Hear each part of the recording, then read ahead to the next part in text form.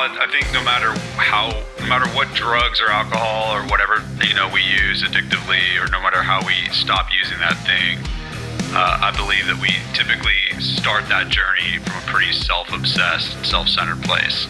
And so it's not a complete mystery as to why when people find their path, they get really passionate about that path. And I think that I remember when I had 3 or 4 years clean, and I remember I had 2 sponsees that decided they were going to leave my 12-step program. Just the one I was a part of. Obviously, I didn't own it. I can't own a 12-step program. And I remember calling my sponsor and just like being so upset and saying they're just making the wrong decision. And he was like, Mike, what are our core 3 spiritual principles? Welcome to the 1000 Days Sober podcast. My name is Lee Davey. I am not an alcoholic. I refuse to be anonymous. I am someone that doesn't drink alcohol and spend every waking moment of my life helping other people do the same, including right now. How's it going, folks? Do you know that old saying that when you dig yourself a hole, you should stop digging? Well, I dug myself a little hole and I'm going to continue digging against popular advice. And, there's a reason for that. I think it's really important. So in the last podcast episode, before the one you're going to hear next, you would have heard me and Strive coach, a 1000 Day Sober coach, Vinny Grant. We were talking about how insidious media stories can be very problematic to our mental health, and the difference between being aware of what's going on in the world and being interested in it. Okay, that was my point. And Vinny was pressing Byron Katie's point of, differentiating between what's your business, what's somebody else's business, and what's God's business, right? And I want to start off by saying that obviously, I'm stating the obvious, that me and Vinny both got on that podcast because we felt we were doing good in the world and we wanted to help people out. We didn't want to be alarmist. We didn't want to create stress. We wanted to relieve stress and pressure. And that's because I'm not going to speak for Vinny, I'll speak for myself. The reason I asked Vinny to come on and talk about this very topic is because I myself, being the leader and the founder of 1000 Days Sober, have realized that there are a lot of people who have been consumed by COVID-19, and it's led to them kind of having quite difficulties on a mental health level, leading to relapses in drinking, or just drinking much more than a person used to drink before COVID-19, right? And I was trying to make the point in the podcast with Vinny that this is not a good thing for everybody, that there are some people who need to unplug, okay? And after the podcast, Strive Ambassador Craig made some really good points on Strive around the podcast on how people could perceive it to be very different from what I was explaining, and how it could actually be dangerous to some people that I'm telling them to unplug. Because Craig's view is that people should be aware of what's going on with COVID. And right now as well, we weren't discussing it at the time, but what's going on with the George Floyd death and the subsequent marches around the world that is happening as a result of that. The people should be interested in these things, and they need to be interested in them because that is what is going to create change. And that there are far too many people in the world who are not interested in these things, who are not taking them as seriously as they should be, COVID being a good example, and are going out behaving in ways that are just completely immoral, unethical, and quite frankly, dangerous. A good example would be not going out and wearing your mask in places where you should be wearing a mask, not abiding by the social distancing rules, things like that, right? So, Craig felt that I could potentially be doing some harm to people. And that's obviously not my intention. And Craig knows that as well. So I just wanted to clear up a few things before we get on to this next podcast. And I welcome anybody who is upset by anything that me or Vinny said in the previous podcast to email me at thetruthaboutalcohol@gmail.com, and I'll hop on a call and we'll have a conversation about it. And I'll have a conversation about it. But here's what I want to say. I just want to reinforce the point that I wanted to make to Craig that I didn't make very clear in the podcast, okay? When I turn around and say that I want people to be aware of what's going on in the world. So I want people to be aware that George Floyd was murdered, and I want people, or allegedly murdered, and I want people to, I do want people to get angry about that, and I do want people to have a think about what that means to them in their life and their society and culture in general. Similarly, I want people to be aware that COVID is going on, so they know what they need to do to keep themselves, other people, and their family, and that safe, okay? However, I don't think that it's right for everybody to be interested in it. So if you're the type of person who nominally wouldn't be drinking alcohol, or you would manage your mental health and your anxiety and your stress and your depression very well outside of COVID, but to watch news stories of COVID 24/7 and to be mindlessly scrolling down your social media feed, just reading everything that you can about COVID, if that drives you to drink alcohol or to take drugs or to watch pornography or to gamble or to smoke or to hit somebody or any other addictive behavior that you normally wouldn't be doing if you weren't overwhelmed and couldn't handle this deluge of information, then I am telling you that you shouldn't be interested in it. And take that from somebody who doesn't watch TV. I don't own a TV. I don't watch TV. I rarely read articles on the internet, and I don't listen to radio. Yet I know enough about COVID to protect myself, to protect my family, and to get angry about the way the world has dealt with it, okay? Similarly, I know enough about what's going on with the George Floyd, the Black Lives Matters, and what that means on a greater scale. I know enough about that without having to watch TV, listen to the radio, etc., etc. And I can now think about what my role is in that and how myself and 1000 Days Sober can change and can learn and educate ourselves and other people about what's going on right now. Okay, I can do that. And that's for another podcast, I think. I think I might do a podcast alone, sharing my thoughts on that. But I can be aware of this stuff, and I'm not even interested in it. I'm just aware of it, right? Like, I'm more interested in the George Floyd stuff than the COVID stuff, in as much as alcoholism is a powerarchy. It's an invisible, violent, and dominant belief system where the dominant group, the drinkers and the institutions that support the drinkers, they oppress the non-drinkers. That's a powerarchy. Racism is a powerarchy. Patriarchy is a powerarchy. So I am interested in those things. We teach a lesson on powerarchy in the 1000 Days Sober experience. It's really, really interlinked. What we're doing and the work we're doing is interlinked. So I am interested in that kind of stuff.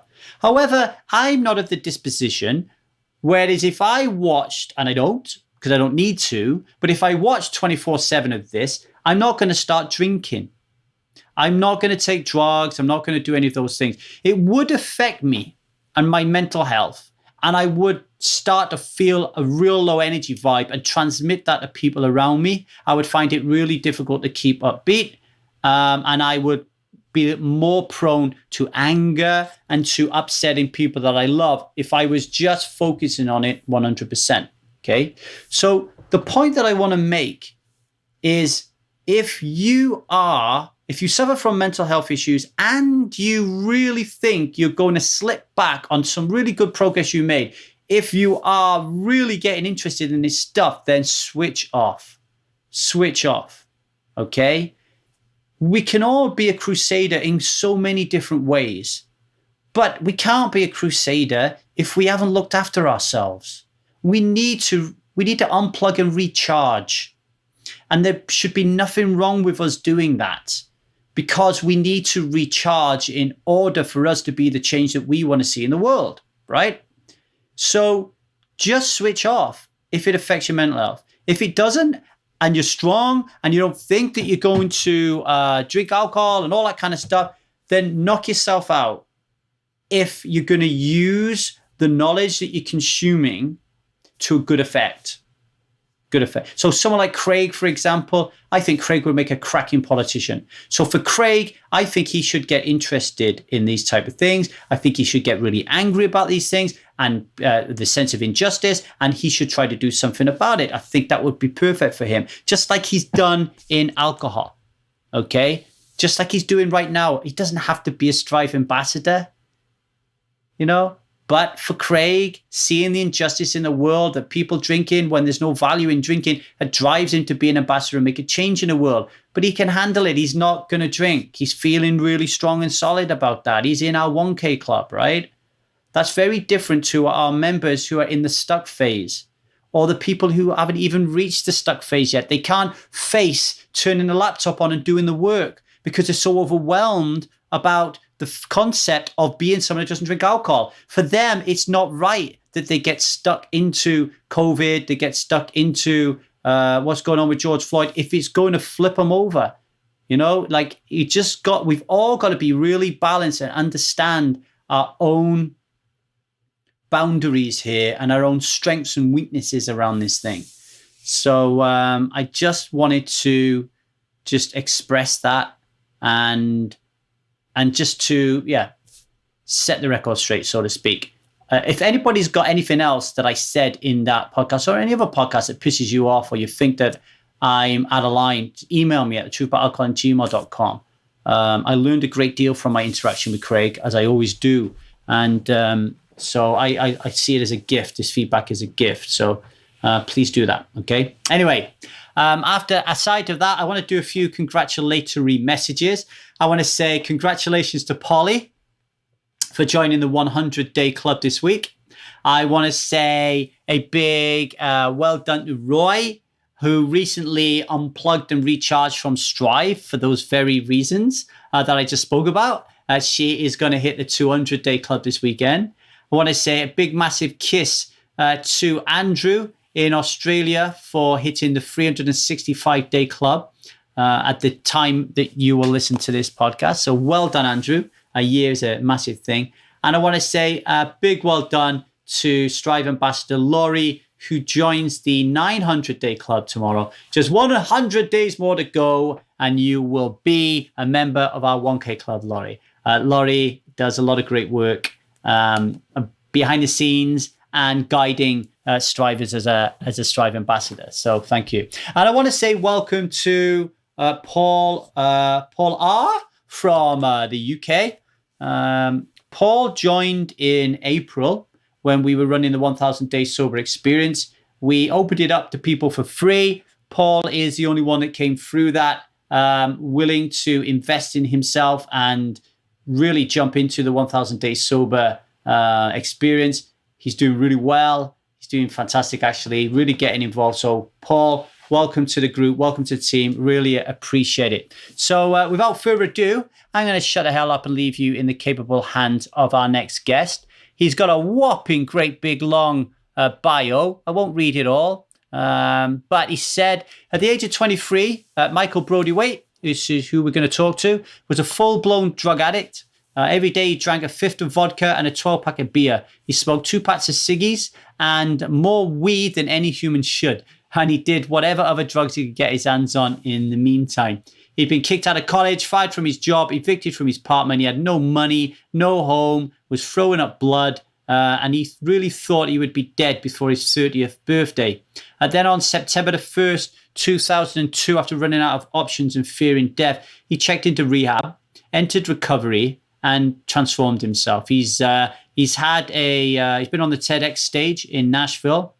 He's got a YouTube video out there that's been seen by 1 million plus people. It's called Great Leaders Do What Drug Addicts Do. And that is what we talked about, and his 3 principles. His talk at TEDx inspired his mask-free movement, which has got nothing to do with COVID, by the way. He's talking about the mask we put on to hide ourselves from the world. He wants us to take those masks off. He created and left a Fortune 50 company, and now he works for Fortune 50 companies, helping them in his capacity as a, a speaker, or I don't know, can't even think of the word now. But that's what Michael is doing. And he's here on the podcast talking to us today. That's it, a consultant. That was the word that I couldn't remember, a consultant. So he's here to talk to us about his 3 principles and about how, if we can learn from what makes an effective addict and put that into our life, we can be amazing people. We touch upon a lot of great stuff, including parenting, and a very, very vulnerable discussion, and an unusual discussion, a rare discussion between 2 men talking about how challenging it is and the shame around not really wanting to be with our children. Everybody says we should be, but sometimes you just don't want to be. And we have a little talk about that, amongst other things. So without further ado, I'll shut the hell up and leave you in the capable hands of Mike Brody-Waite. Thank you for listening. Michael Brody-Waite, how you doing? I'm good, man. How are you? I'm good. We were just talking, weren't we, just before we came on air, about me saying I'm not an alcoholic and I refuse to be anonymous, and you being from the 12-step kind of principle of things. It is really important, isn't it, I think, that we just acknowledge that whenever each one of us goes through our journey and we go from being an addict to becoming clean or free, or I know you still identify as an addict, I do in a lot of respects, but we really are precious and we cherish that journey, and what worked for us, we want to then go and help other people, kind of like, oh, this worked for me. So like, right. And it's that passion, and it's that, so, if anybody goes through the 12 steps, they're going to be super passionate about it if it worked for them, and if for me, just thinking it was all psychological, super passionate about that for me. But it is important to have an open mind both ways, though, isn't it? Well, I think no matter what drugs or alcohol or whatever, we use addictively, or no matter how we stop using that thing, I believe that we typically start that journey from a pretty self-obsessed and self-centered place. And so it's not a complete mystery as to why when people find their path, they get really passionate about that path. And I think that I remember when I had 3 or 4 years clean, and I remember I had 2 sponsees that decided they were going to leave my 12-step program. Just the one I was a part of. Obviously, I didn't own it. I can't own a 12-step program. And I remember calling my sponsor and just like being so upset and saying they're just making the wrong decision. And he was like, Mike, what are our core 3 spiritual principles? I was like, honesty, open-mindedness, and willingness. He's like, yeah, you know that middle one? He's like, you're not their higher power. You don't actually know what's best for them. And it's arrogant to think that your way is the only way. Yeah. We're both passionate about this way, but it is arrogance to think this is the only way. And so I think that we do a disservice to people when we have a really closed view. And I think that you got to create different pathways for different types of people that have different temperaments, and help them find the right thing. All that matters is they stop ruining their lives. That's all that matters. Yeah, I totally agree. Whatever path it is. And the most important thing is to help people get help. So I'm always saying to people, look, if this doesn't work for you, there are lots of other people that I can get you in touch with that might work. Because I found that this could be a variety of things.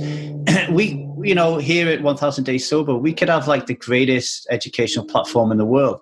But if someone doesn't like me saying I'm not an alcoholic, that's it. That's done for them. So I don't want them to just go away. I want to be like, okay, ever heard of this thing, Alcoholics Anonymous? Get over there and check them out. It's like, I think that in itself is authenticity as well. It's like, I'm not the only person on the planet trying to help people. And I know a lot of people who can help you. So let's get to that. But it's interesting though, because I think a lot of people get a little bit, what's the word I'm looking for? Suspicious when someone is overly authentic. Do you ever find that around you when you're being overly authentic?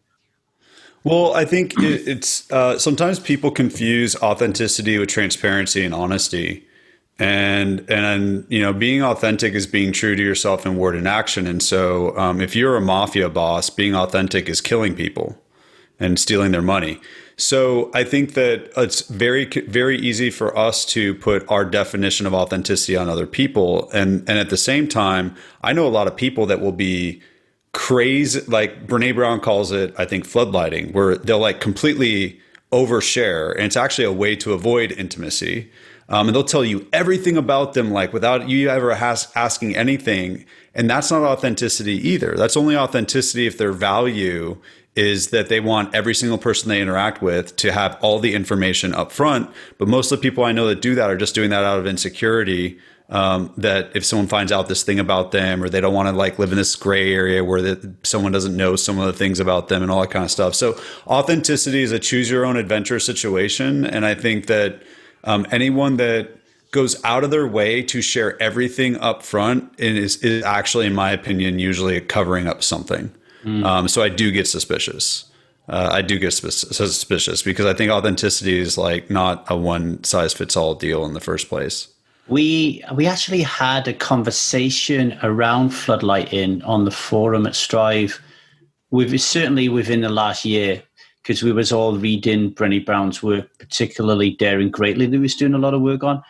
And we were all getting a little bit stuck on floodlighting because we are so driven to help people to be comfortable with being uncomfortable, and to be vulnerable and to share and to just to be so open. And I've always been that way all my life, that I couldn't identify the boundary between floodlighting and just being myself.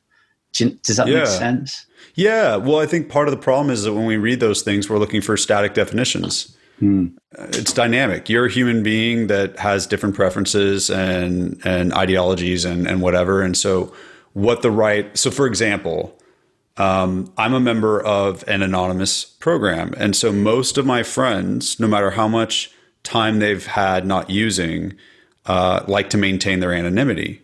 I, on the other hand, get up and do a TED Talk called Great Leaders Do What Drug Addicts Do, and come out with a book called Great Leaders Live Like Drug Addicts. So I'm very comfortable. And I think it's very easy for either one of us to say, this is the way, just like you and I were talking about with recovery. For me, being true to myself in word and action is openly sharing the fact that I'm a recovering addict, but also to my friend that keeps their anonymity.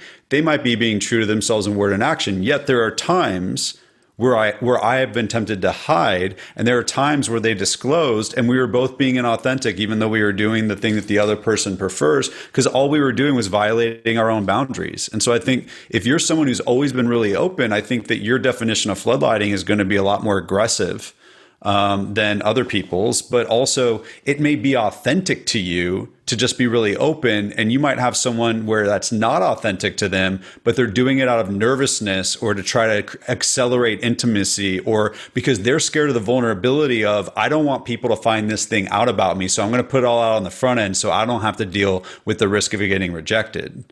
Does that make sense? Yeah. And I've also had people of different personality types say to me, whoa, like, fucking calm down a little bit. It's like, it's too much for me. Like, you're frying my fucking skull. Like, can we just get back to just simple, like, how's the weather? type of thing. And that's particular. Actually, that would be my closest. That'd be my wife. That'd be my son, my mom, my dad, people like that. Yeah. Well, so are you not, I don't particularly love small talk. And so like, I don't love talking about the weather. I'm like, dude, talk about the weather. What is this? Like, are we in a dance? Like, are we just looking for moves that we can both simulate, or are we going to talk about the real shit that's happening in our lives?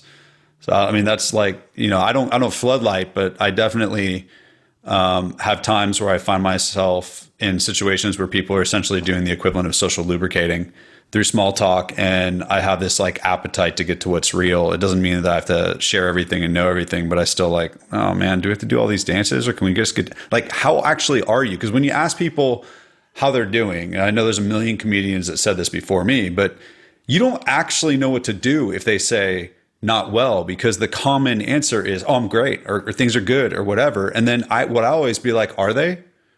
Yeah. And I was like, what? You actually want to know? Like, yeah, man, I don't care about this social stuff. Like, whatever. Just tell me how you're doing. And so I have an appetite to get to what's real too. But that's just my preference. Yeah, I did a course 2 days ago on the School of Life on how to fail properly. And we were talking about it. There's about 50 people on the group. And we were talking about how we want to be authentic, right? So when someone comes to you and it's like, how are you feeling? What a question, right? Like most, because you're like you say, your subconscious is why you just go, yeah, great, right? Like most of the time, but really, your true answer would be, well, am I feeling anxious, sad, happy, kind of like overwhelmed, in love? Like which one do you want to focus on first? And it's that dance between being authentic and being open, not falling for the small talk for small talk's sake, but also not being a miserable bastard who walks around with a fucking grey cloud over your head all the time. So, I mean, but this is what we're talking about here. It's just life and life skills and learning how to communicate. And I don't know about you, but like, in addiction for me, like communication, particularly around relationships, is like just fucking monumental for me. Like, if I can't communicate, that's how you know. Yeah, if I can't, that's how you know if you're being real. Yeah. Because everybody's a mirror, right? And I talk in my book about how I feel like everybody wears a mask. And I wrote the book before the pandemic, so I laughed my head off last night when I saw that. Dude, it's I actually had someone reach out to me on Facebook and they were like, you're killing people. And I'm like, no, I'm helping people. And like, you're telling people not to wear masks. I'm like, oh, okay. Leaders for centuries have been hiding their true selves. I call that wearing a mask. I want people to live mask free. It's figurative. I'm all for physical, like N95 mask, like, yes, sure, whatever. It's like, oh, okay, that's really cool. And then he like retracted the death threat, which I was really grateful for. But I think that, I think we get trained to hide our true selves. I think a lot by society, and there's a lot of work that goes into learning how to live and lead mask free. And I think everybody finds that, at least in my experience, I didn't find my true self by looking for my true self. It started by me trying to spot all the moments where I was selling myself out. And over time, that's what helped me identify like what my real preferences were and who I really was and what really mattered to me. I want to talk to you about the mask, but something just come up that I think is important to share. Actually, when I was looking through your stuff, like just doing a bit of research for the show, and I first saw the comment about being mask free, the first thought in my head was, oh, that must be linked to the pandemic. What's he talking about?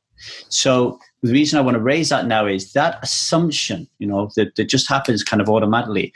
I find that assumption is so prevalent in addicts, and that it leads to so much fucking carnage and eventually using, when the reality of the situation, if we were just to take a pause and to investigate more and to understand the truism of what is in front of you and not leading with your assumptions and your perceptions. What do you think about that? I think that what you're talking about is central to the challenge, the malady of addicts. So I believe that, and I'm not a clinical psychologist of any kind, but I believe that we suffer from a variant of obsessive compulsive disorder where we are obsessed with being able to predict the way that we feel, not necessarily feel good, but be able to predict the way that we feel. And we will trade feeling bad by self-sabotaging or using a drug over the potential for a variable outcome of how we will feel.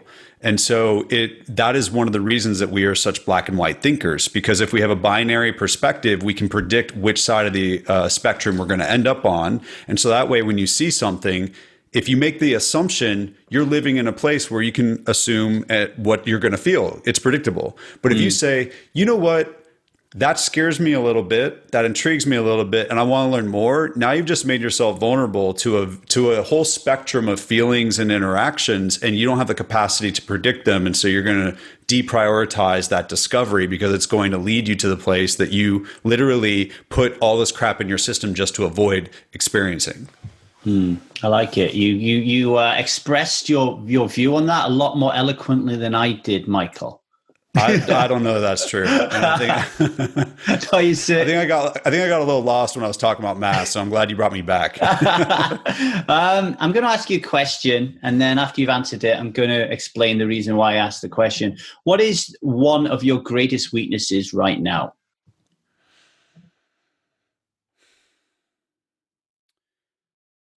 I would say that, in my TED Talk, I talked about this. I talked about how when I interview employees, I ask them what their greatest weakness is, and I give them 3 chances to tell me their actual greatest weakness. And if they can't tell me what's real, I don't hire them no matter how qualified they are.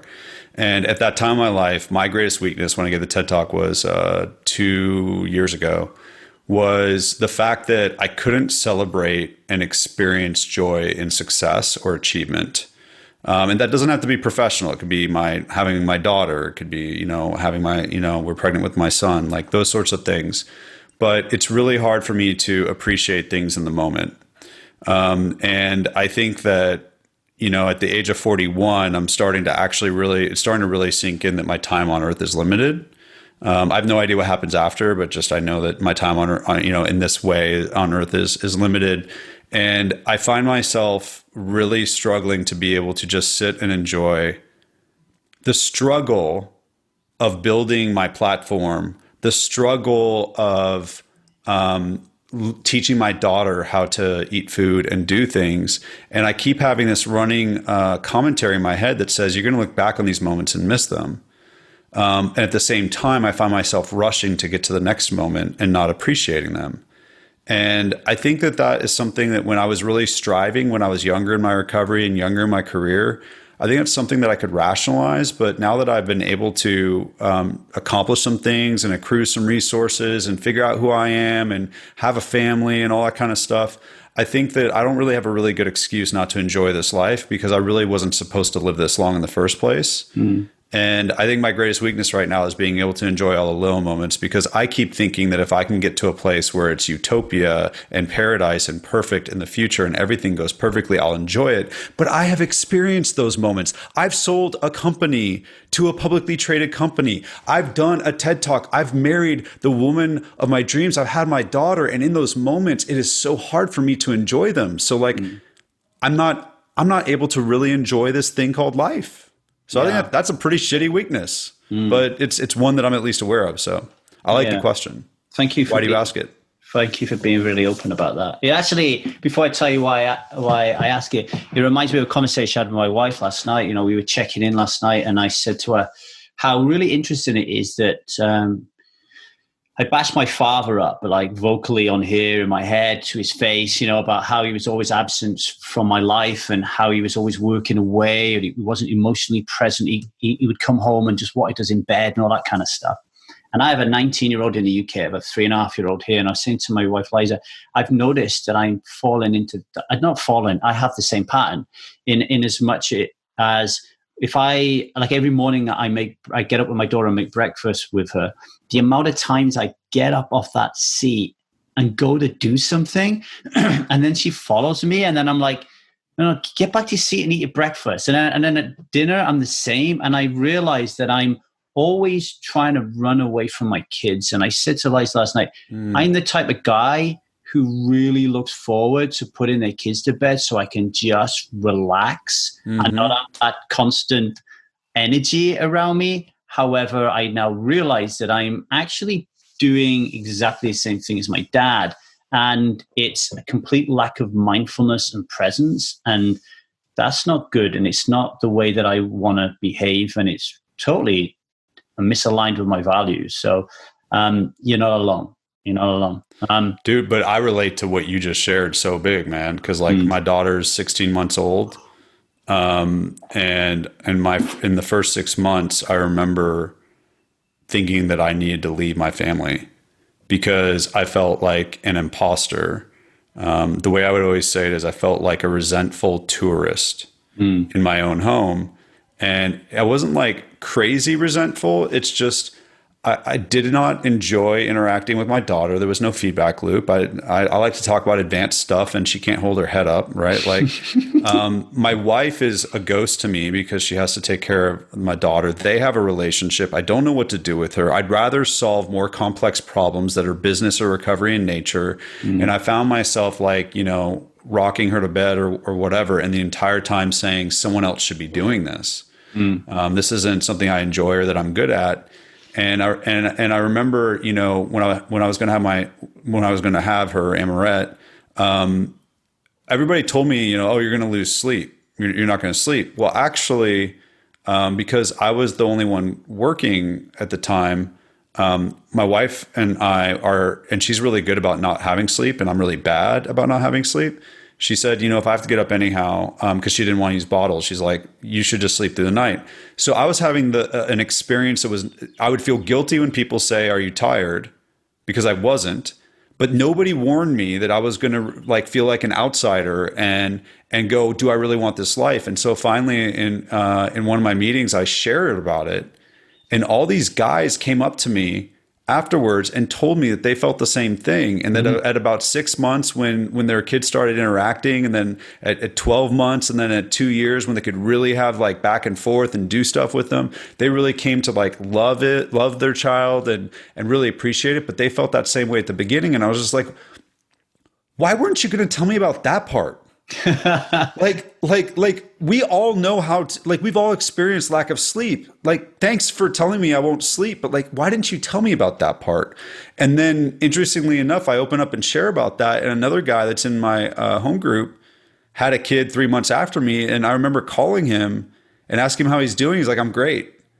I was like, no, you're not. Stop bullshitting me. He's like, no, I'm fine. He's like, everything's fine. It's great. We have a healthy baby. I was like, yeah, I recited all those things too. How are you actually? He's like, dude, I'm struggling. I'm like, I just told you that I was struggling, but yet you feel like you need to pretend that you're not.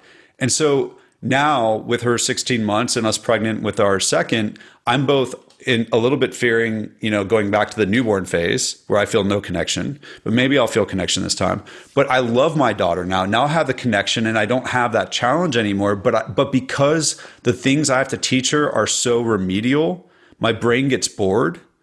And so I find myself getting up when she is eating and like, getting water or like putting the dog bowl down. Like my brain is just sitting there and it's not being fully utilized. And so it comes up with like an entire task list, and it's just, and it's just all designed to get me away from like arguably the most important thing. So I related to everything you said. Well, it's because they're such a big part of everything as well. Even when because we did the same here. My wife looked after Zia while I did the work, which in itself creates a lot of tension and a lot of assumptions around guilt and all kind of stuff.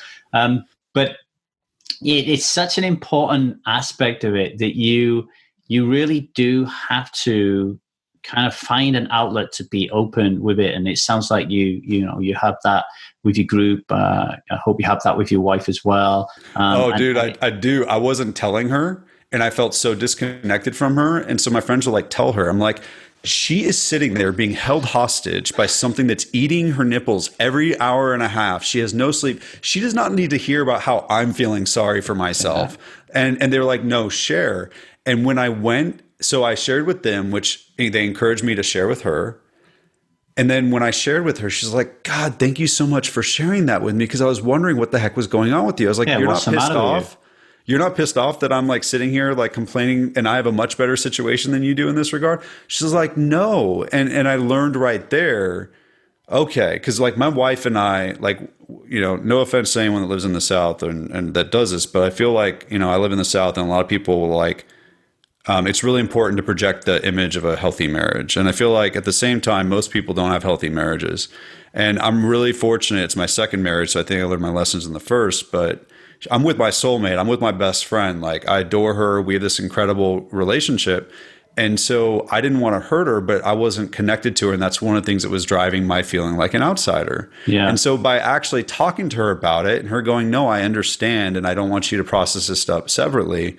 I all of a sudden went from completely on an island to being connected to my people, and being connected to my wife. It took a little while for me to feel connected to my daughter, but it was, it transformed the feeling immediately.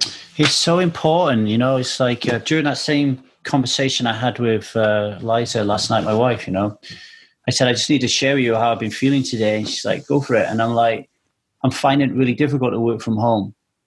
Normally I just go to Starbucks and work in Starbucks all day. So I really find it difficult to work from home. She said, why? I said, every time I look at you and I see that you're stressed and you're running around after Zia and you're helping your mum and dad out with stuff. And every time you look over at me, I'm creating a story in my head that you're thinking, look at this bastard. He didn't give a fuck. He's just sat there working, right? Like, what a life. I'd love to have his life. And I said, I'll be honest with you, like, I've been feeling so much shame, so much guilt, and it manifests itself in fakeness, inauthenticity. So then I'll be like, come and give me a kiss or give me a cuddle, or are you all right? So I'm behaving like a slimy little kid, right? Trying to get that kind of like that hit of, no, you're okay, I love you, et cetera, et cetera. And she said to me, and you just want to run away to Starbucks, right? And I got defensive. I'm like, no, it's not just that. She goes, no. You want to run away to Starbucks? I'm like, yeah. And she said, well, you're experiencing what you talk to everybody about every day, and that is sitting and feeling your emotions. She said, you talk to people, you teach people, you tell them that they have to sit with their emotions, because if they don't, they'll use something to numb them. You're using work, you're using Starbucks to numb these feelings. Sit with them, feel them, they're okay, you're just human, right? And I was like, oh, fucking hell, light bulb. Like, I never realized I was avoiding these feelings. I would have told you, Mike, I'm the guy who feels my feelings and talks about my feelings. Right. And here I am bullshitting myself. The reason I think this conversation is important is if we don't have this going back to this authenticity, your 3 principles, basically. If we don't apply these 3 principles in our relationship, and you can explain what they are in a minute, then we will bottle it up. We're more likely to have conflict. And if we are someone who uses or is in recovery, we are more likely to be triggered and to want to go to those areas. So you can comment on that and then lead into your 3 principles if you want, Mike. Yeah, dude. I'm feeling a little creeped out because I feel like you've been living in my head because I related everything. And I've been married twice. Okay, you're my brother from another mother. Yeah. So, and I also used to live in LA. So, but I had the exact same thing where I was working and I wanted to work remotely because I created that story in my head that my wife was pissed off that I was working, and the truth was I would rather be working than doing what she was doing, and I felt guilty for that. And so I love what you just shared. And I think, so as addicts, I think we have a curse and a blessing. I think that, so when I think about the things that I'm grateful for, I'm actually grateful for my addiction before I ever start thinking about my recovery. Because my addiction gives me the excuse to prioritize a process that makes me feel my feelings, that makes me reconcile reality. And what that does is that gives me the ability to reclaim a tremendous amount of energy and really like chart my own path. Whereas I think most quote unquote normies out there, they don't have the same pain. They don't have a loaded gun pointed at their head that says, if you don't practice these principles, you will die. And as a result, they don't get the freedom that I get by making that a priority. And so the principles, what I did was I took my experience in 12-step and my experience, going from a kiosk rep in a mall to a corporate leader with a $250 million budget and 19 direct reports in my 20s as a homeless drug addict with no college degree. And then I left that and I founded an Inc. 500 company and built that, sold it to a public company, all that kind of stuff. What I learned was applying the principles of recovery to my professional life actually gave me an advantage over everybody that I competed with. And that's why I do think that great leaders live like drug addicts. And so what I did was I started saying, okay, I need to codify what it means to practice these principles in my professional life, because when I started my own company, I needed to start thinking about how do I teach other people that aren't addicts this process that I've learned. And so over the years, I was able to distill it down. I didn't really nail it until before my TED Talk. But the 3 principles are practice rigorous authenticity, surrender the outcome, and do uncomfortable work. And these 3 principles are what anybody in recovery needs to be effective at. But they are also the opposite of what leaders are taught will make them great. They're taught that they have to hide their true selves in order to be successful. So they hide behind that mask, a general, a corporate executive. They are taught that they have to obsess over outcomes. So they waste a tremendous amount of energy focusing on things they can't control at the expense of the things that they can and hurting themselves internally. And then doing uncomfortable work. We don't do uncomfortable work when we don't have clarity on who we are and what we need to do, and when we lack energy. And so when you practice rigorous authenticity and you surrender the outcome and you get clear on who you are and who you aren't, and you actually reclaim a tremendous amount of energy by letting go of things you can't control, then we can do uncomfortable work. And people, like when I go do coaching or speaking for corporations, they'll be like, we know how to do uncomfortable work. I'm like, you know how to do smart work and hard work. Those are physical and intellectual. Uncomfortable work is emotional. It's a physical sensation in your body that deters you from taking the action that you know you need to take. So for example, not asking your boss for what you need, not asking for that raise, not telling your coworker that you don't agree with how they're doing something, not performance managing your employee, not negotiating with a customer, not talking to a partner, not telling your significant other in a pandemic that you need some quiet time in a room all to yourself. Like, we avoid all those difficult conversations all the time. That's the uncomfortable work. And we, as recovering people, we have to master that process, and it gives us a level of agency and efficiency in our professional lives, in all of our lives. But I'm just very interested in how it actually drives concrete business outcomes, because I want to give the leaders of this world a reason to adopt the same process that addicts have been using to recover, because I think that it will make them better leaders.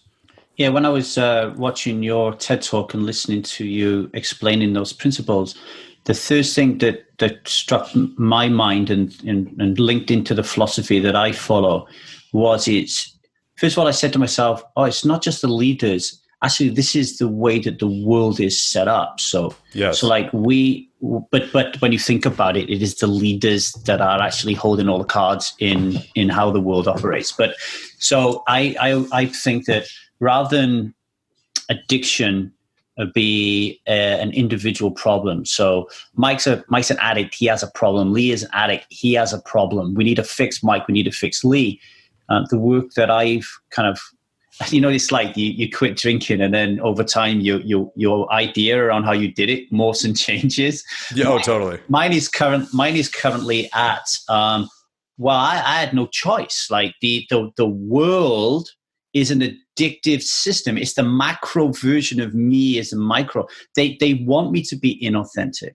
They want me to lie. They want me to pretend everything's all right when it isn't. They don't want me to. They want me to focus on results. They don't want me to enjoy the process, and they don't want me to be uncomfortable. They want me to be comfortable, which is why I have to lie. So that is the way the world is set up, and it's all bullshit. It's like, and it is a real dilemma. It's like when we go back to our kids, isn't it? When we talk to our kids, and we want to teach them not to lie, but at the same time, we kind of know that at some point, for them to kind of just fit into this fucking world, they're going to have to bend a little bit. And that feels really super uncomfortable for me. So I'm always kind of espousing your 3 principles in different ways, in different terminology. But I think you nail it, Well, I agree with everything you said. And in my book, the first chapter is Hi, I'm Mike and I'm a drug addict. And the second chapter is Hi, you're blank and you're a mask addict. And then my third chapter is the addict's advantage. And what I essentially argue is that the reason that we don't, because you're right, the leaders of this world wear masks, they hide their true selves in order to be successful, and they have addictive tendencies. And then what we do is we go into the workplace, which is where we actually spend the most of our time, and we learn skills, and we see how they got success, and then we conform. Yeah. And the thing is that I think that we see that people are hungry for authentic leaders, authentic companies, authentic products, authentic brands, but they're not getting it because for the same reason that an addict doesn't stop.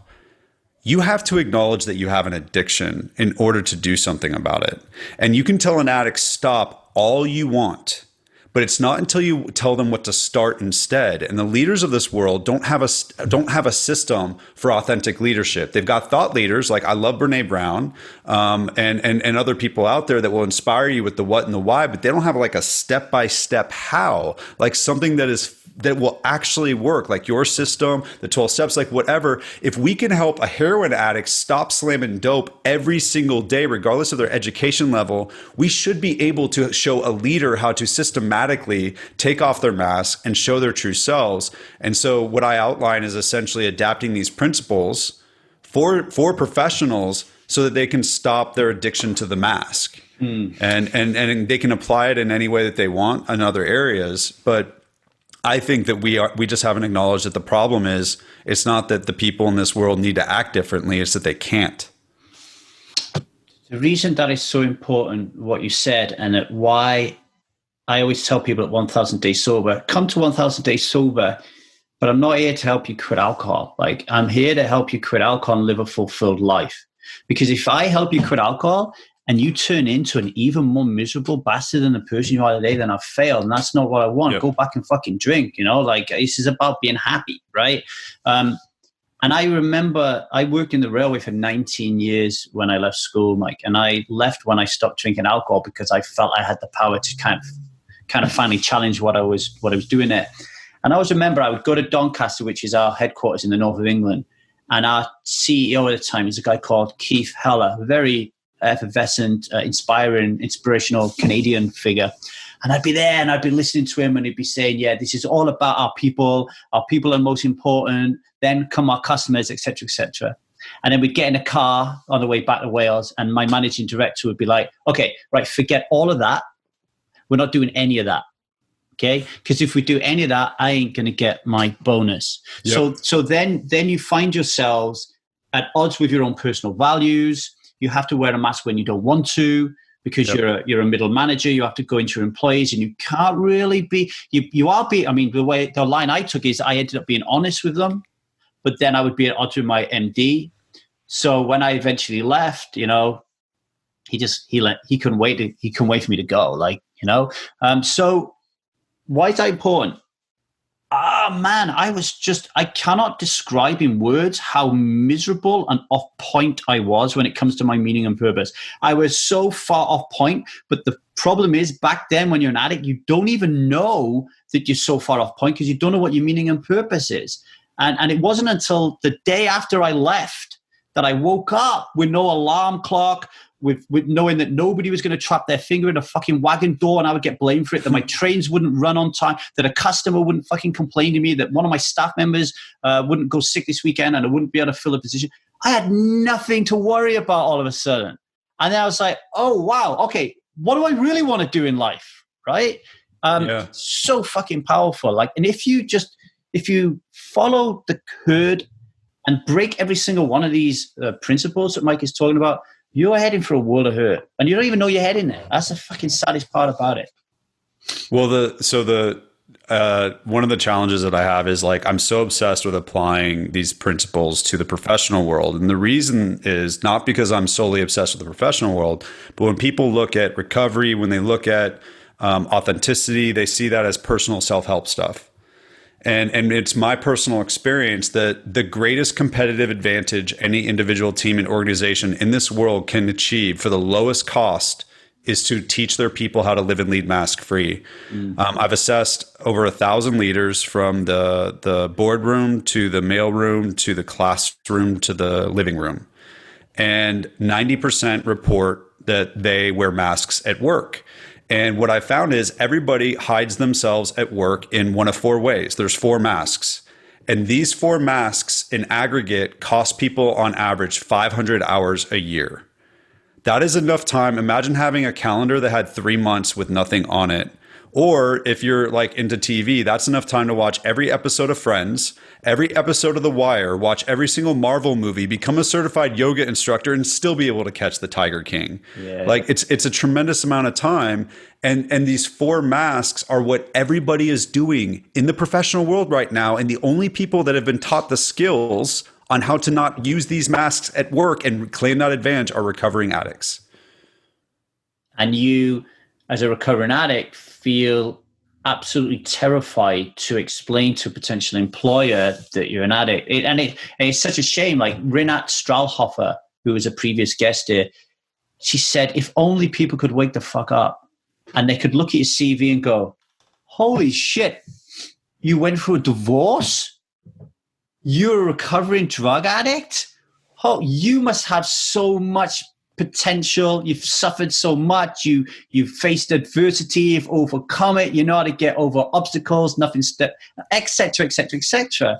But it's not there, is it? It's a lot of the times, like, because the people who are appointing, they are not as willing to take that risk, right? And this is why the work that you do is really important. This is the work that Renat does is really important. It's because it is allowing us to reach more people with a different point of view. And maybe every now and then one of them will go, okay, I'm going to give that a shot. And it could be something as simple as going into the mess room with your employees just on one day, just being a little bit more honest than you was the day before. Yeah. So I tell people, I'm like, if you want to start changing, how you lead yourself, how you lead others, and how leadership exists in this world, share with one person at work a weakness that you're scared to tell them. Yeah. Like, that's how you start.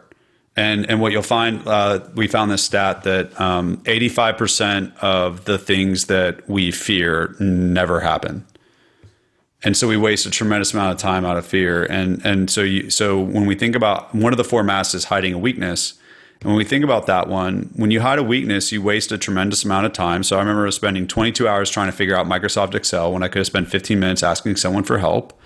But we stifle our own growth. But we also rob ourselves of the ability to connect with others.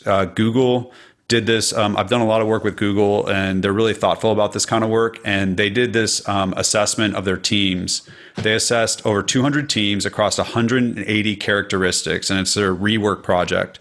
And they were looking for what are the characteristics of highest performing teams. They identified the top 15 characteristics, and the number 1 characteristic was psychological safety. And the thing about psychological safety is our greatest levels of safety and connection are not created in our strength, they're created in our weakness. Because if we don't see you at your worst, how do we know if we're safe? Right? And so one of the things, I was working with this great executive who ended up endorsing my book and bringing me in to work with her team and doing all this great stuff. And one of the things she said was she was obsessed with the concept of psychological safety. But when I looked through their report, they had all these tips like, acknowledge people's differences. Like, and I'm not saying don't do that stuff. That's great. But here, how about this? How about you go to your team and you say, you know what? I suck at X, and if I don't get better, I'm going to get fired.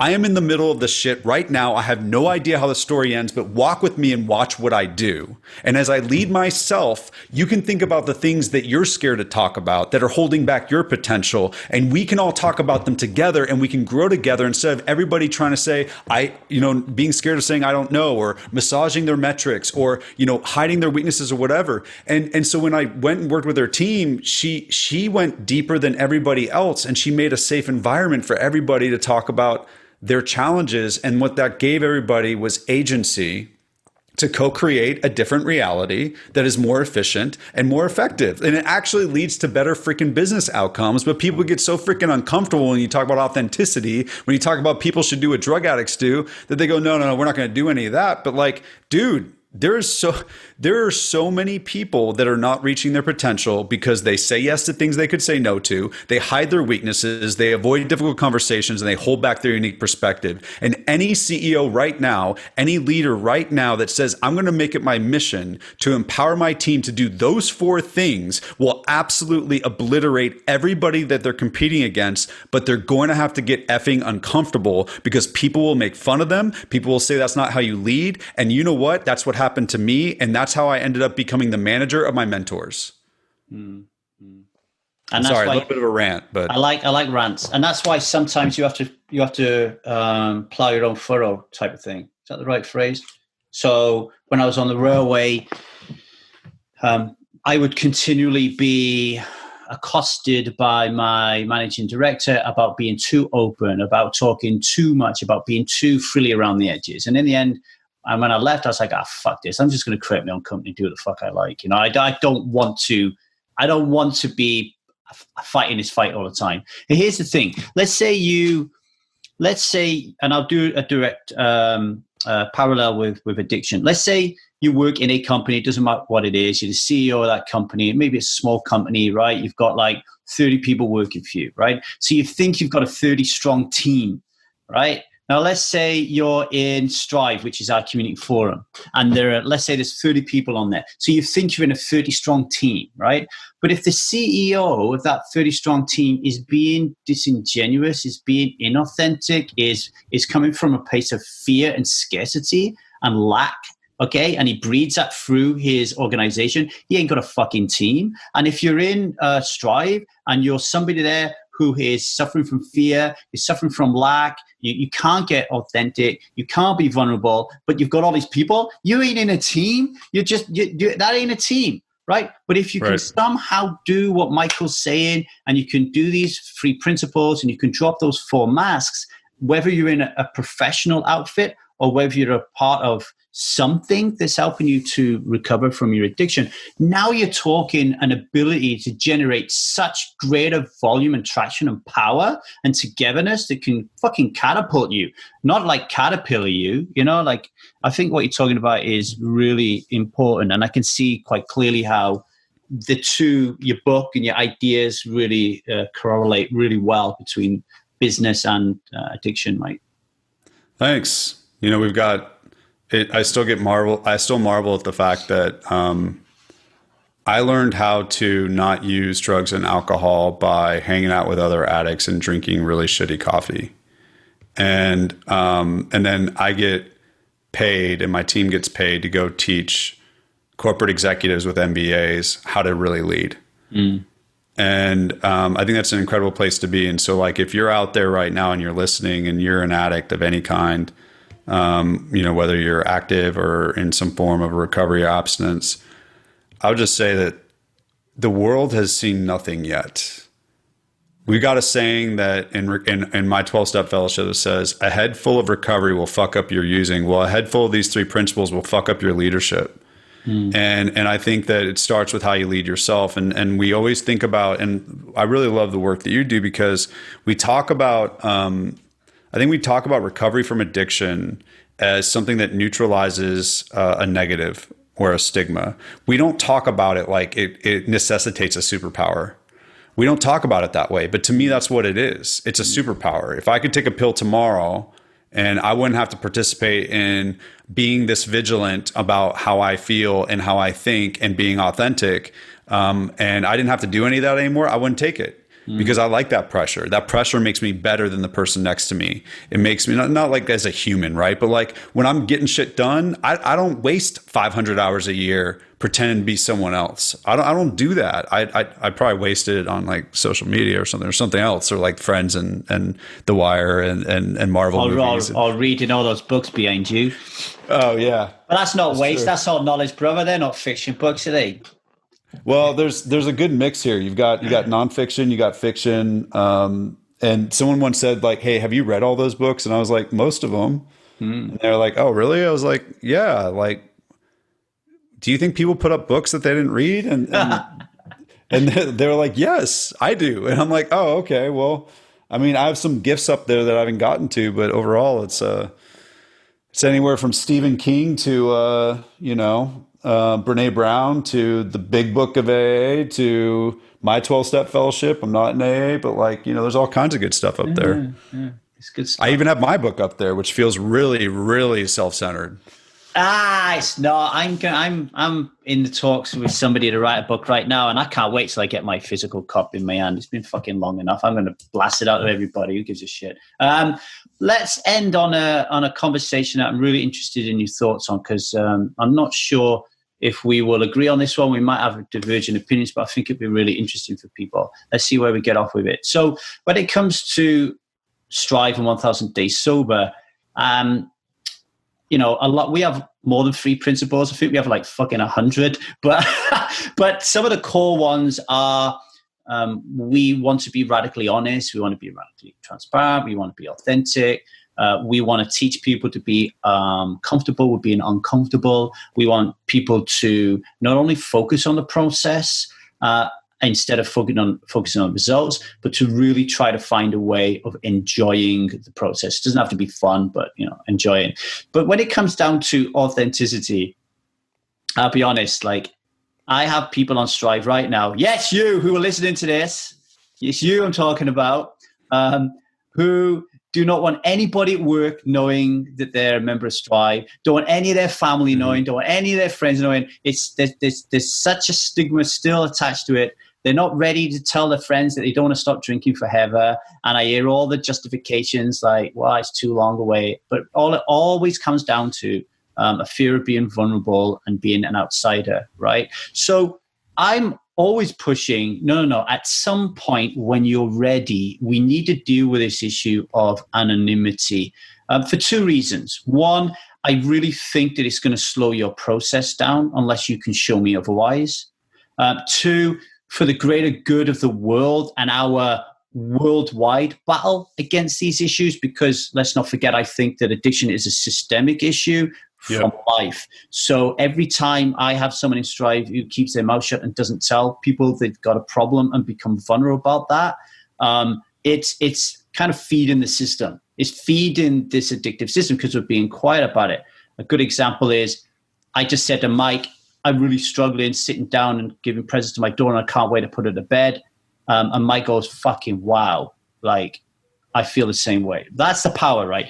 But with there's also the other side of it, which is no, people retain a right to be anonymous, and not anonymity doesn't necessarily equate to authenticity.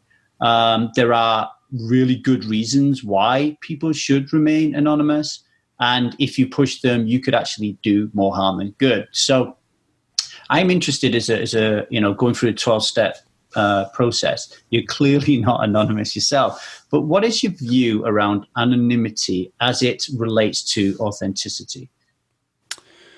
I think it's an important question, and I think that I don't think you'll disagree with my answer, but it may be like not as satisfying because to me, in 12-step, we actually use everybody understands one way we use the term anonymity, but we use it for another reason.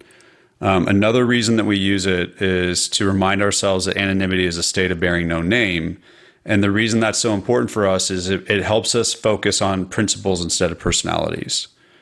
And so one of the famous ways that we apply that is, if somebody's sharing a message, don't get wrapped up in whether you like that person or not. Listen to what they're saying, and that can help you. But it's also what you do when nobody else is looking, right? So it's integrity, it's character. So for me, I personally am a huge fan of sharing openly for all the reasons that you stated. I think that it is simpler. I think it's more authentic for me. I'm not managing two different, personas. I think that I know that for a fact now that it has helped a lot of people, me willing to step into that. At the same time, I think that, and this is just for me, I had to learn that it was a form of arrogance for me to say that other people should do what I'm doing for the good of other people. Because they have to find what's comfortable for them. And so the example I use is, even though my wife is not an addict, she's a normie, and she loves it when I call her a normie. She's an intensely private person. Like, she doesn't like most people in this world. Like, she doesn't have a lot of friends because the few friends that she has, she loves fiercely because she's an introvert and she's just not a huge people person. So while she has no problem being authentic, and it can be really uncomfortable when she is sometimes, when it's like, when I said, hey, are you looking forward to come and meeting all my friends at the meeting on, like, it was like our, 6th or 7th date. And she was the first girl I ever dated that just looked at me and said, no, I'm not looking forward to it. That's gonna be fucking uncomfortable. And I was like, what? I was like, well, you're right. It is, but you're the first person that ever said this. So she's really authentic, but she doesn't prioritize the way that she lives her life around volunteering information publicly. I'm more of a, like, I want to serve the world, and she serves our world at home. So basically, I agree with everything that you said about the value. Although I would caution someone that they need to reach a certain level of stability in their recovery before they start just taking that on. But I also have had to learn for myself that just because I believe in that and I see the good in it doesn't mean that I've got some friends. I had to learn this the hard way. I have a friend who she's like my sister in recovery, and she and I just see anonymity differently. And I respect her so much. And at one point she just said, hey, your view of the world is not the only view. And I was like, Kate, why are you so smart? I hate that. But so I've just had to learn that I philosophically agree with you. I try to push people to share their identity because in my experience, if you're hiding a part of yourself, that's not typically faith. That's not typically trust. That's not the spiritual process. At the same time, I don't want to get to the place where I actually think that I know what's good for everybody. I like that, Michael. You give me a lot to think about. I was actually, I'm a writer as well, and I write poker articles, and I had some feedback from some people who just hated what I did, and they said that they hated it because I made every story about myself, like. And I was like, well, yeah, that's how I like writing. It's my style. I like it, and other people like it. And they're like, yeah, well, we don't like it because we're not interested in you. We're interested in reading about so-and-so. And I get the same feedback on interviews as well. I wanted to hear more about Mike. I didn't want to hear what you were saying, et cetera, et cetera. And it wasn't until I was doing a masterclass with Neil Gaiman the other day, and I was listening to him, and he was saying, be very, very cautious when you're talking about yourself. Because it wasn't Neil Gaiman, it was Malcolm Gladwell. Because how much interest is there in you? And anyway, the reason I'm saying that is I was like, oh, okay, Lee, sometimes you got to be a little careful of your own ego. You got to be a little bit careful of your own agenda. And like you say, not pushing my own ego, my own thoughts, my own principles, my own values too heavily on people, because you're right. You know, we are nothing but a little bit of speck of dust in this universe of ours. And so thanks for reminding me of that. But I like you being that, like I got sad when you said someone said you shouldn't be using your stories. And I think that their judgment of what you should be doing is like the whole point of like what I was saying, right? Like there's a lot of power. There's a lot of respect for other people's stories when you use your own to make your point. And I think that people love to like do this false like humility thing where, oh, I don't make it about me, arrogant humility. And they're just trying to manipulate everybody's perception because they want to be seen as humble and all that kind of stuff. At the same time, your story specifically has the power to change people's lives. And so you not stepping into that story is a crime. And that's what you and I both agree on generally, right? I'm not going to tell other people to do it, but you're clearly okay with it.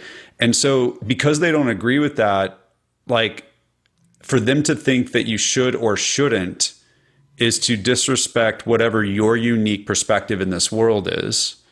And I think that it's beautiful that you continue to share your story. And I think that people thinking that they know what's best for you, because like the thing I learned in recovery is it's a really tough balance between I know what an addict needs to do to not use. At the same time, I need to have a level of detachment when I share that experience, because I have to leave enough room for all the shit I don't know, and for all the ways this can go that I don't understand, and for a higher power at work, and for their experience and all that kind of stuff. And so what I try to do is I try to say, I'm going to give you an enthusiastic way to look at this. And I'm going to make my point like I'm telling you that if you don't follow what I'm saying, you're going to die. But at the end of the day, it's a choose your own adventure situation.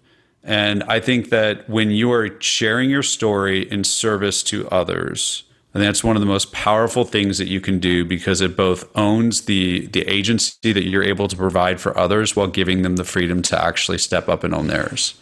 Yeah, I think it goes back. A lot of it may, and I'm assuming here, but a lot of it may come back to this binary way of thinking that you talked about earlier on. So people will look at an interview or a piece of work or a piece of art, and they'll either say, wow, that's incredibly valuable to people, or they'll say, wow, that's very self-centered and arrogant. And probably the truth is somewhere on that spectrum. Look at politics. Like you can't, You can't have a view that's not in alignment with your political party and still be a member of your political party. What kind of horse shit is that? Are there really only two types of humans in the world? Is that the reason I've never voted? Dude, let's end with the anonymity part. Let's not start with the politics, because we won't. All day. Hey, mate, we won't go into politics. I know nothing about it, and although like somebody I was helping on Strive, he said to me, everything's politics. And I was like, oh, like, you're just fucking my mind up even more now. Michael, it's been really pleasure having you on. I will make sure everyone knows where to find you in the show notes and everything. Anything you want to say to the crowd before you leave? One thing. So if you want to learn to identify which of the 4 masks is holding you back, I've created a mask assessment that we usually charge for, but for your audience, it'll be free. If you text the words mask free together to 33. So I find when I say 2, it gets confusing. Text mask free, and the number that you text it to, the number is 33777. And we will send you the mask assessment, which then will give you a report and tell you what mask is holding you back. What about people like me who I don't have an American phone? That's actually a great question. This will air probably after May 25th. What day is it? Yeah, it will. Yeah, it's so they can go to They can go to maskfreeprogram.com. Okay. And just those words together, maskfreeprogram.com. And that's where I actually have a portal full of resources on the 3 principles. You can build your own mask-free action card, and you can take the assessment. Okay, Mike, it's been a wonderful pleasure having you on. I'm just going to press the stop button to get rid of everybody, but don't you go anywhere, okay? Yes, sir. Thank you for listening to the Alcohol Addiction Podcast. Now, before you run away, just a few things, okay? So, the next time we run the 1000 Day Sober Experience, our program that guides you and helps you to become 1000 days sober. So that's 2.7 years, folks, right? It's the only long-term program in the world where we're with you constantly to help and guide you through the 6 stages of the Strive model for change. We get you through being stuck. We get you through thinking and the ambivalence around drinking alcohol. We get you through the research phase of making some change. We get you through the change. We manage you through that change. And then after that, with alcohol in the rearview mirror, we help you to evolve, to live a fulfilled life, to do that incredibly important post-recovery work, which so many people, so many organizations out there dismiss or just don't even cover at all, right? So we got you back for 1000 days. The next time we run an experience will be in July. But do not wait until then.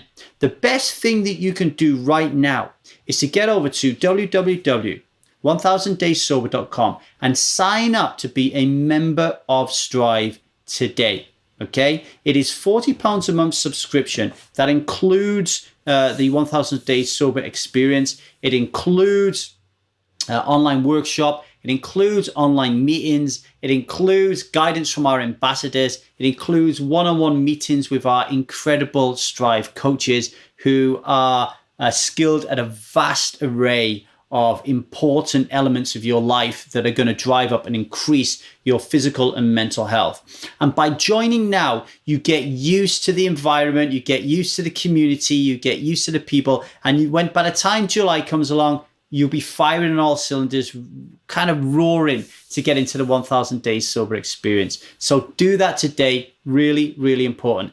If you want to get the show notes for today, the show notes are exceptional, folks. You get the show notes from today's episode. You want to get a full transcription of today's episode, and you want to get a special workbook that will give you some fun and interesting questions based on today's episode that you can help, that will one-up your life, right? Then get over to www.1000dayssober.com. You will find the link there and sign up, give us your email address, and we will give you these things free of charge, okay? And on that £40 a month, if you do not have the money, if you are struggling financially, then email me at thetruthaboutalcohol@gmail.com and we'll figure something out. Do not let money get in your way of becoming 1,000 days sober. And just because we go 1,000 days sober, right, don't be worried about that if you're not quite ready to quit yet.